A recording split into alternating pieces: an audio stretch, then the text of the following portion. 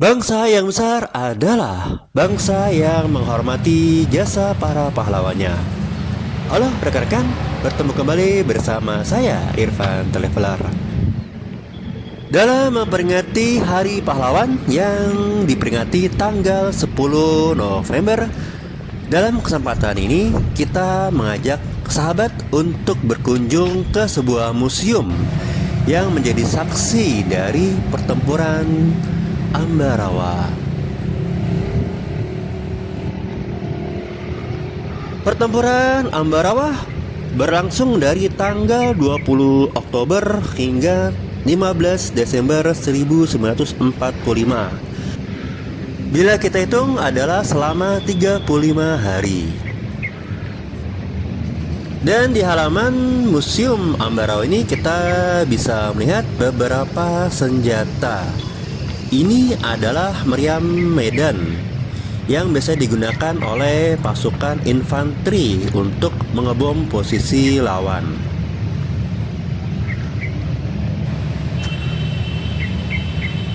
Ada dua buah meriam medan yang berada di sisi kiri dan sisi kanan. Untuk melawan tentara gabungan dari Inggris yang didukung oleh Belanda, maka TNI dipimpin oleh Bapak Kolonel Sudirman yang sekarang kita kenal sebagai Panglima Besar Jenderal Sudirman. Saat itu beliau merupakan pemimpin Tentara Keamanan Rakyat Divisi 5 Banyumas. Kemudian ada Kolonel Anumerta Bapak Isdiman Suryo Kusumo.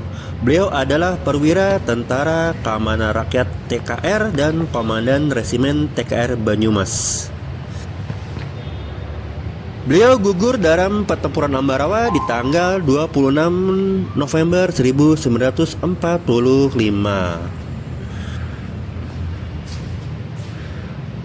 Di depan tadi kita melihat prasasti peresmian museum ini oleh Bapak Haji Muhammad Soeharto, Presiden RI kedua.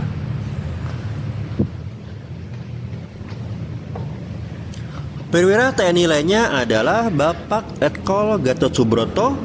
Saat itu beliau adalah Divisi 5 Purwokerto dan kita mengenalnya sebagai Bapak Jenderal Gatot Subroto.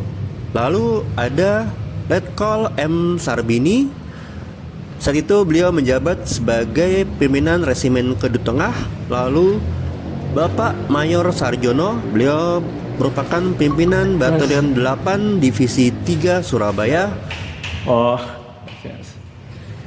Dan kemudian adalah Presiden kedua Republik Indonesia, yaitu Bapak Haji Muhammad Soeharto. Saat pertempuran Ambarawa, beliau berpangkat mayor dan merupakan pimpinan Batalion 10 Divisi 9 Yogyakarta.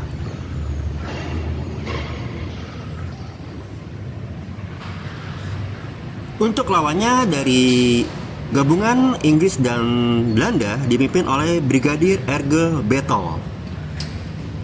Dan yang kita lihat ini adalah senjata berupa senapan mesin, kemudian juga senapan anti pesawat dan juga mortir. Senjata-senjata ini didapatkan oleh para pejuang kita dari rampasan tentara Jepang atau juga dari rampasan dari tentara sekutu atau Belanda yang diambil dalam pertempuran. Lukisan yang kita lihat di dinding ini menggambarkan perjuangan dari para pendahulu kita dalam melawan tentara sekutu yang didukung oleh Belanda dengan persenjataan yang lebih lengkap.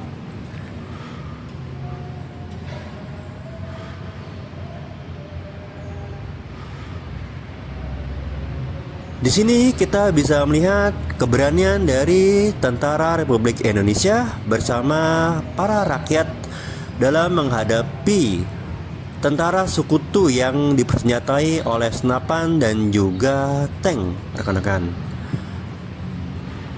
Para pejuang yang terluka dirawat oleh para palang merah, dan kita juga bisa melihat kebersamaan antara tentara bersama rakyat. Rakyat memberikan bahan makanan yang mereka miliki, dan di sini kita juga bisa melihat aneka jenis granat. Ini adalah granat yang diambil dari tentara Jepang maupun tentara sekutu, dan juga ada ranjau serta bom yang digunakan untuk melawan tentara Belanda dan Inggris. Kalau tadi kita ada di dalam museum, sekarang kita keluar museum rekan-rekan. Dan lokomotif yang kita ini adalah lokomotif bernomor B2501. Lokomotif yang usianya sudah lebih dari 1 abad ini adalah buatan dari negara Jerman. Dan saat pertempuran Ambarawa, lokomotif inilah yang digunakan untuk membawa para pejuang menuju kota Ambarawa dari wilayah sekitarnya.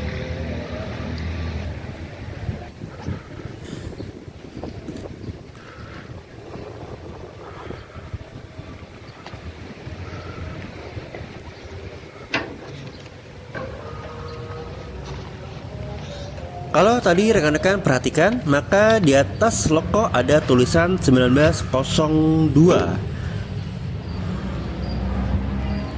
Lokomotif ini masih terlihat rapi dan terawat, dan lokomotif ini adalah lokomotif yang dioperasikan oleh perusahaan perkeretaapian Belanda disebut NIS di tahun 1902. Dan loko inilah yang digunakan untuk jalur kereta api Secang ke Kedung Jati sampai stasiun Ambarawa, dan jalur ini sepanjang 6,5 km. Dulunya NIS mengimpor 5 unit loko ini dari Esslingen, yaitu sebuah kota di Jerman. Dan karena akan beroperasi di jalur bergigi, maka lokomotif B25 menggunakan roda gigi dan dapat menanjak pada kemiringan hingga 6,5%. Lokomotif ini menggunakan bahan bakar yaitu kayu jati loh rekan-rekan. Jadi sudah bisa dikatakan sangat jarang. Kayu jati digunakan untuk mendidihkan air dan menggerakkan piston-pistonnya.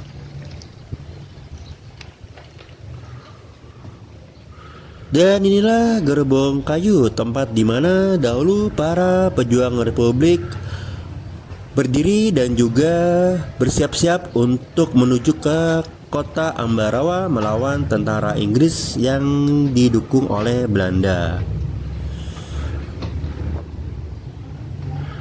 Dari total 5 unit lokomotif yang diimpor oleh Belanda dari Jerman ke Indonesia di tahun 1900-an, tinggal 3 yang masih ada, yaitu lokomotif UAP B2502 dan lokomotif B2503 yang digunakan untuk melayani kereta wisata rute Ambarawa ke stasiun Bedono.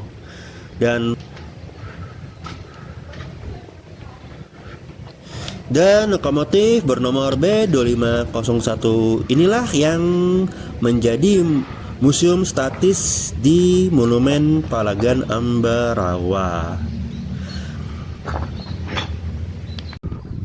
Dan inilah tank yang pernah digunakan oleh tentara Inggris dan juga sekutu dalam melawan para pejuang Republik. Lubang yang kita lihat ini adalah lubang untuk senapan mesin, dan lubang di atas yang lebih kecil adalah lubang untuk pengawas.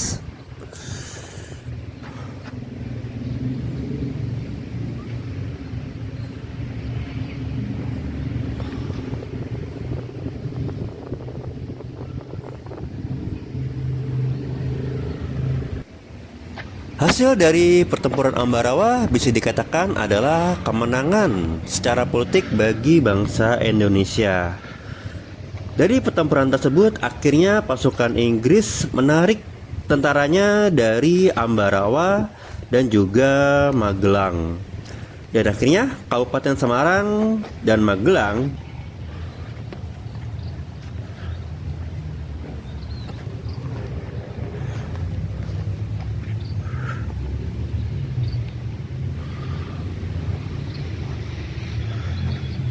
Lalu bagaimanakah tentara di dalam tank untuk masuk atau keluar? Nah, pintu inilah tempat para pasukan untuk masuk atau keluar dari tank, rekan-rekan.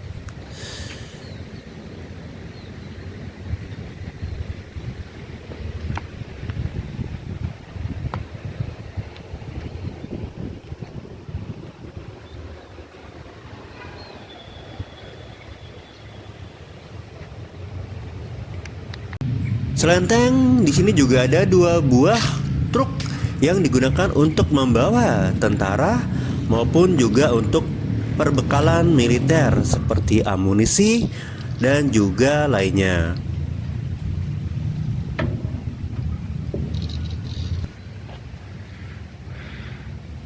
Dan kalau kita lihat tadi, baik di tank ataupun di truk ini ada lambang bintang. Sebenarnya lambang bintang ini adalah lambang yang biasa kita temukan di kendaraan militer produksi Amerika Serikat. Dan truk dengan berat 4 ton ini bermerek Dodge dan dibuat di Amerika Serikat di tahun 1941.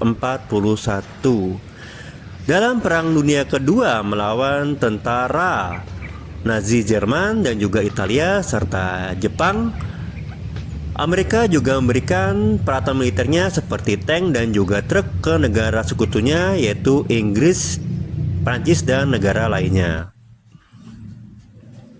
Dan inilah